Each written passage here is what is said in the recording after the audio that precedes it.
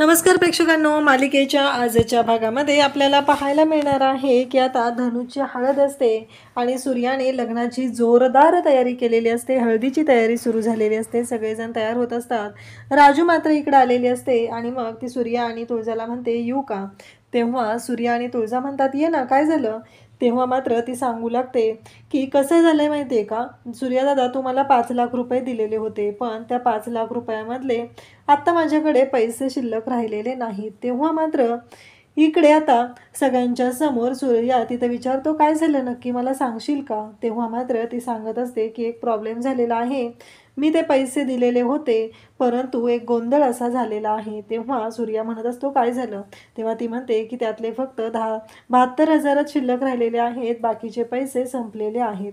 हे ऐकल्यानंतर मात्र आता धक्का बसलेला असतो आणि तो धक्का यासाठी बसलेला असतो, सूर्या म्हणत असतो, ठीक आहे ना, मग तू एवढं का टेन्शन घेत आहे? सूर्या असं म्हणाल्यानंतर ती म्हणत असते, पण दादा, माझ्याकडून चूक झाली आहे ना, माझ्याकडून पैसे खर्च झालेत ना. त्यावरती मात्र तिचं असं म्हणणं असतं की काळजी करू नको. सूर्या तिला सांगत असतो, काळजी करू नको, तुझ्याकडे पैसे होते म्हणून एवढे तर पैसे राहिलेले आहेत. जर दुसरं कोणाकडे हे पैसे असते तर त्याने ते तेव्हाच खर्चून गेले असते, त्यांच्याकडनं निम्मे पण पैसे राहिले नसते. असं हे सगळं सूर्या सांगत असतो आणि तेव्हा मात्र तिला बोलत असतो की ठीक आहे ना, तू एवढं चांगलं नियोजन केलेलं आहे, एवढ्या सगळ्या चांगल्या पद्धतीनं काम केलेलं आहे, मग टेन्शन घ्यायची अजिबात गरज नाही आणि कमी पडले तर आणूया ना पैसे, आपण काळजी करायची काय गरज आहे, असं सूर्याचं म्हणणं असतं. आणि त्यासोबतच सूर्या तिला समजून सांगत असतो. त्यानंतर इकडे सूर्या म्हणत असतो की अगं राजू, एवढी काळजी करायची काही गरज नाही आहे, आपण आहोत ना सगळे, आणि धनुचं लग्न अगदी व्यवस्थित होणार आहे. आता हळद आहे की नाही, हळदीची तयारी करायची आहे, अजिबात टेन्शन घेऊ नको, असं तिला सांगू लागतो. तेव्हा मात्र इकडे राजूला खरं तर काळजी वाटत असते. काहीही झालं तरीही जे पैसे खर्च झालेले आहेत ते जास्त झालेत का आपल्याकडून, असं तिला भीती वाटत असते.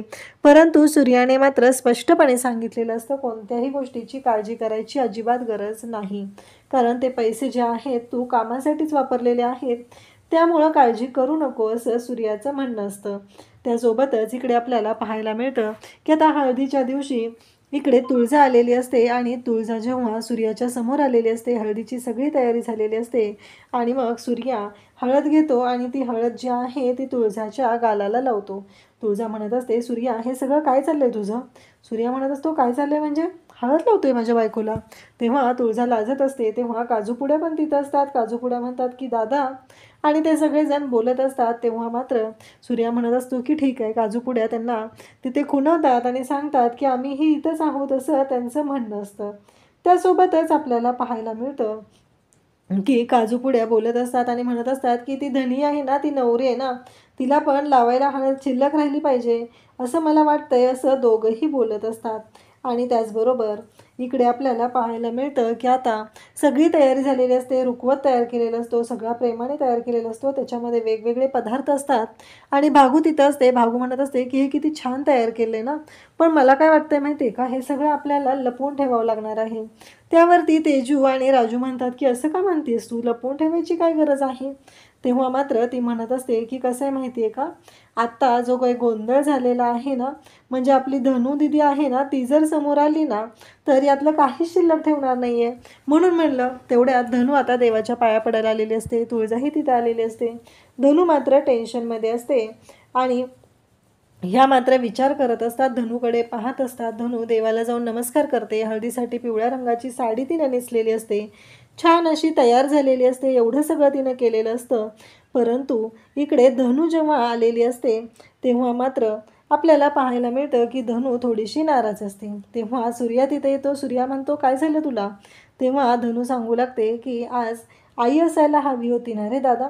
हे सगळं तिचं बोलणं चाललेलं असतं. सूर्या म्हणत असतो की पण का, म्हणजे तुला अचानक असं का वाटतंय? तुळजा म्हणत असते, अरे सूर्या, असं काय बोलतोयस? बरोबरच आहे ना तिचं, आज तिचं लग्न होणार आहे आणि तिला आईची आठवण येणं स्वाभाविक आहे. लग्न होऊन ती जाणार आहे, आज तिला हळद लागणार आहे. कोणत्याही मुलीच्या बाबतीत हेच स्वाभाविक असतं. अशी मनात भीती निर्माण होणं, आपली आई आपल्यासोबत असणं, ह्या गोष्टीची जाणीव होणं, हे सगळं स्वाभाविक आहे. त्यामुळं इकडे सूर्या म्हणत असतो, अगं तुझी वहिनी आहे ना, पण मी काय कमी पडलो का ते सांग बरं. आपल्याला लहानपणापासूनच ह्या गोष्टींचा अनुभव आहे. आई आपल्यासोबत नाही आहे. आई नसताना आपण राहत आहोत, पण मला असं वाटायला लागलं मी कमी पडलो आहे म्हणून तू असं बोलत आहे.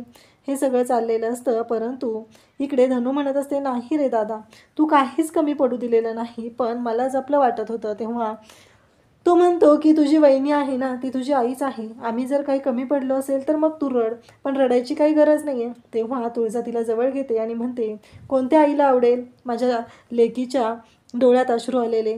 तर ती म्हणत असते की नाही, त्यामुळं तुझ्या डोळ्यातही अश्रू आले नाहीत पाहिजे, असं बोलणं चाललेलं असतं. त्यानंतर सूर्या त्याचबरोबर तुळजा धनूला मिठीत घेते आणि तिला सांभाळू लागते, तिला शांत करू लागते. आणि सूर्या पण तिथे असतो आणि म्हणत असतो की हे खरं प्रेम आहे, हे माझं कुटुंब आहे, असं त्याचं म्हणणं असतं. कारण तुळजा पण अगदी खरंच प्रामाणिकपणे आपल्या नंदांची काळजी घेत असते. त्यांना काय हवं नको ते सगळं ती पाहत असते. या सर्व गोष्टी चालू असतात. त्याचबरोबर इकडे आता आशाकडे तिथल्या पोलीस हवालदार येतात आणि त्या म्हणतात की आशाताई आवरायला घ्या, झाली का तयारी तुमची?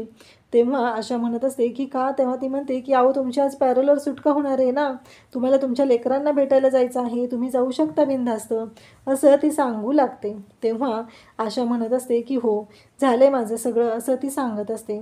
त्यासोबतच इकडे पाहायला मिळतं की आता आशाची सगळी तयारी झालेली असते, तिची पॅरोलवरती सुटका होणार असते आणि सगळ्यांच्या समोर तिला आता घरी जायला मिळणार असतं. त्या गोष्टीचा आनंदही तिला खूप झालेला असतो. आणि त्यासोबतच पाहायला मिळतं की जेव्हा या सर्व गोष्टी घडत असतात तेव्हा मात्र आशा खूपच खुश असते. कारण कितीतरी दिवसानंतर, म्हणजे कितीतरी वर्ष झालेली आहेत, तिने आपल्या लेकरांना बघितलेलं नाही आहे, आपल्या लेकरांना भेटलेली नाही आहे. आणि मग तिथून आता निघताना ती बिचारी खूपच खुश झालेली असते. आणि आता तिने तिथून बाहेर पडणार असते. तेव्हा त्या जेलमधल्या काही बाकीच्या बायका आहेत त्यांनाही ती भेटत असते, त्यांच्याशीही ती प्रेमानेच वागलेली असते. आत्तापर्यंत तिनं या गोष्टी खूपच छान पद्धतीनं मुलं तिथल्या लोकांशीही हँडल केलेले असतात, म्हणून तर त्या लोकांच्या मनात आशाबद्दल एवढं प्रेम असतं. त्यासोबतच पाहायला मिळतं की जेव्हा या सर्व गोष्टी घडत असतात तेव्हा काजू पुड्या सगळेजण आता बुंदी पाडायचं काम करत असतात. सगळेजण खुश झालेले असतात. फायनली सगळ्यांसाठी हा आनंदाचा क्षण असतो. आणि आता धनूचं लग्न होणार आहे. सगळं कॅटरिंग घरच्या घरी आहे, कारण घरचीच त्यांच्या जे आचार्य आहे ते घरचाच आहे, त्यामुळं हे सगळं घडत असतं.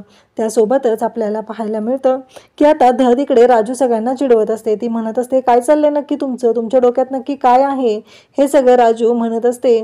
आणि मग राजू म्हणत असते की प्रॉब्लेम काय आहे तुमचा, म्हणजे तुम्हाला नक्की म्हणायचं आहे काय, असं राजू त्यांना बोलत असते.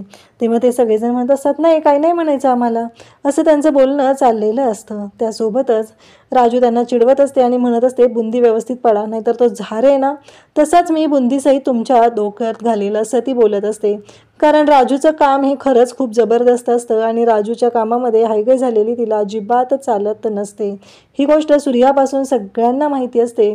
राजू ज्या पद्धतीनं काम करत असते ते काम सगळ्यांनाच माहिती असतं. इकडे आता तेजू त्याचबरोबर सगळेजण असतात आणि हळद घेऊन तेजू निघालेली आहे. तिकडे शत्रू येत असतो. शत्रू म्हणत असतो, माझ्या पण गालाला लावा, त्याच्याही गालाला. मग राजू हळद लावते आणि तो म्हणतो की बायकोला पण लावायला मिळाला, बायकोने पण लावली पाहिजे, असं म्हणत आता तो तेजूकडून पण हळद लावून घेतो. त्यानंतर सिलेंडर संपलेला असतो. तेजू म्हणते की आता हा सिलेंडर पण आत्ताच संपायला हवा होता का, असं तेजूचं चाललेलं असतं. आणि तेव्हा मात्र तो म्हणतो की आम्ही आहोत ना, पुढ्याला कशाला बोलवायचं आहे, मी आहे ना, मी लावून देतो, असं म्हणत ती जाऊन आतून सिलेंडर आणतो. पण त्याला काही सिलेंडर लावता येत नसतो. आणि त्याचबरोबर इकडे सूर्या पाहत असतो. सूर्याला वाटत असतं की खरंच खूप चांगली गोष्ट घडत आहे तेजूच्या आयुष्यात, पण हे सगळं शत्रूचं नाटक आहे, असं तुळजाचं म्हणणं असतं. सूर्याला मात्र तुळजावरती विश्वास नसतो. तो म्हणत असतो, तू प्रत्येक वेळेस संशयच घेत आहे. इकडे सूर्या मात्र म्हणत असतो की काही झालं तरीही आत्ता जे घडत आहे ते चांगलं आहे. हळदीच्या वेळेस आता सगळेजण जमलेले आहेत, हळद लावायची आहे, तर तिथे मुलीची आई असली पाहिजे असं म्हणणं असतं. आणि तेवढ्यातच तिथे आशा आलेली असते. परंतु सूर्या म्हणत असतो की आमची आई ही आमच्यासोबत नाही आहे, आजपर्यंत ती कधीच नव्हती, आम्ही आमचेच मोठे झालेलो आहोत, तर आईची आत्ता गरज नाही, आम्हालाही गरज नाही, असं सूर्याचं बोलणं चालू असतं. आणि हे शब्द आशाच्या कानावर पडतात तेव्हा तिच्या डोळ्यातून पाणी येतं. अशाच अपडेटसाठी चॅनलला सबस्क्राईब करा. थँक्यू.